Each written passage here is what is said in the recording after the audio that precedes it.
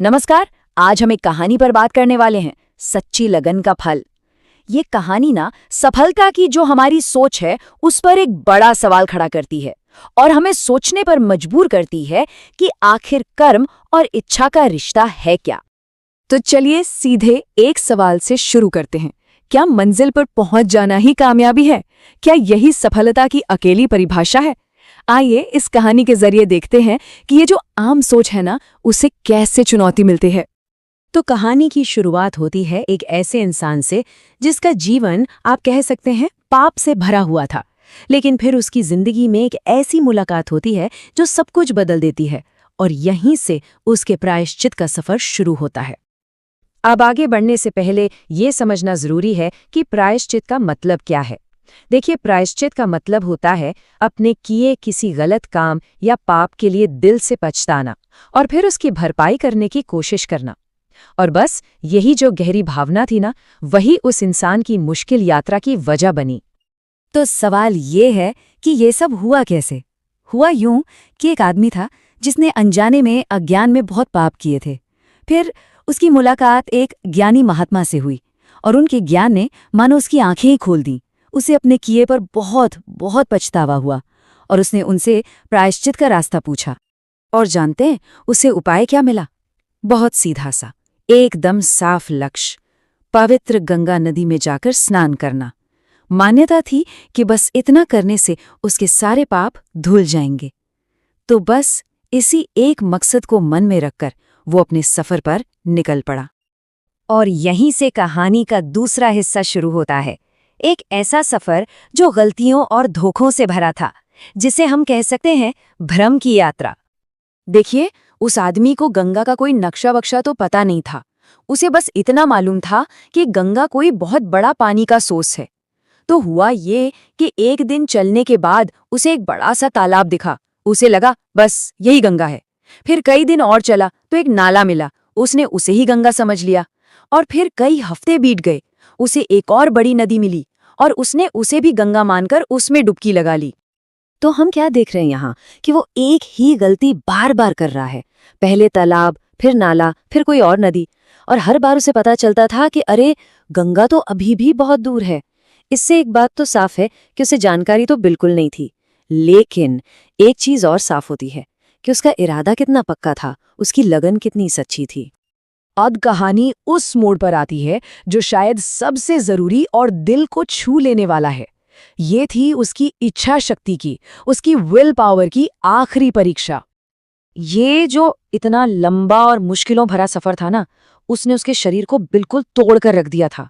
सोचिए, पांव सूज चुके थे, उनमें छाले पड़ गए थे, खाने का एक दाना नहीं बचा था और शरीर एकदम कमजोर हो चुका था।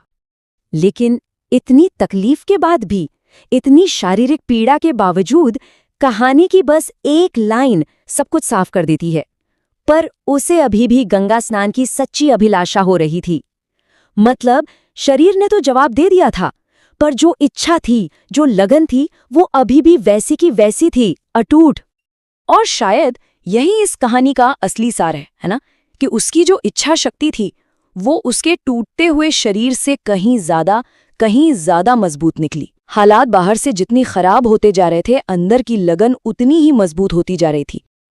और फिर कहानी उस मोड़ पर पहुंचती है जहां सब कुछ थम सा जाता है। तट पर अंत। इतनी सारी मुश्किलों को झेलने के बाद, इतनी तकलीफों के बाद, आखिरकार उसे गंगा दिखाई दी। उसकी मंजिल बिल्कुल उसकी आंखों के सामने थी। लेकिन जैसे ही वो पास पहुंचा, वो थककर जमीन पर गिर पड़ा। पैरों ने तो बिल्कुल ही साथ छोड़ दिया था। पर क्या उसने हार मानी? नहीं, उसने जमीन पर घिसटना शुरू कर दिया। वो किसी तरह हिम्मत करके घिसटते घिसटते किनारे तक पहुंच तो गया, लेकिन जैसे ही वो तट कर पहुंचा, उसके प्राण निकल गए। वो अपनी मंजिल पर था, पर स्नान नहीं कर पाया। कहानी तो यहाँ खत्म हो जाती है, पर जो असली सवाल है, जो असली सोच विचार है, वो यहीं से शुरू होता है। तो फिर सवाल ये उठता है कि इस पूरे सफर का, इस पूरी लगन का सच्चा फल क्या था? और ये सवाल मन में आना लाजमी है कि भाई, इतनी मेहनत, इतनी तकलीफ के बाद क्या वो फेल हो गया? क्या उसकी सारी कोशिशें बेकार चली गई? इस कहानी की गहराई को समझने के लिए ना जरा इस तुलना को देखिए। एक तरफ है लक्ष्य, यानी गंगा में नहाना। ये क्या है? ये एक बाहरी काम है, एक फिजिकल एक्ट। और दूसरी तरफ है लगन, मतलब उस नहाने के लिए किया गया पूरा सफर, वो अंदर की इच्छा, वो अटूट कोशिश। तो कहानी हमसे यही पूछती है कि असल कीमत किसकी है, मंजिल की या उस कोशिश की? तो फिर ये सच्ची लगन है क्या चीज? ये किसी भी लक्ष्य की तरफ किया गया एक पूरी तरह से ईमानदार प्रयास है, एक ऐसी कोशिश जहां असली कीमत नतीजे में नहीं बल्कि आपके इरादे की सच्चाई में, उसकी पवित्रता में होती है। उस आदमी का नतीजा शायद अधूरा था, पर उसका इरादा, उसकी लगन, वो 100% सच्ची और पवित्र थी। तो आखिर ये कहानी हमें सिखाती क्या है? पहली बात तो ये कि उसका प्रायश्चित गंगा में डुबकी लगाने से नहीं, बल्कि उस सफर में की गई अथक मेहनत से ही पूरा हो गया था। दूसरी बात, उसकी जो सच्ची इच्छा थी ना, वही अपने आप में सबसे बड़ा इनाम थी। और सबसे बड़ी बात, उसका सफर ही उसकी तीर्थ यात्रा बन गया था। तो चलिए, जहां से शुरू किया था वहीं वापस चलते हैं उस सवाल पर कि सच्ची लगन का फल आखिर है क्या?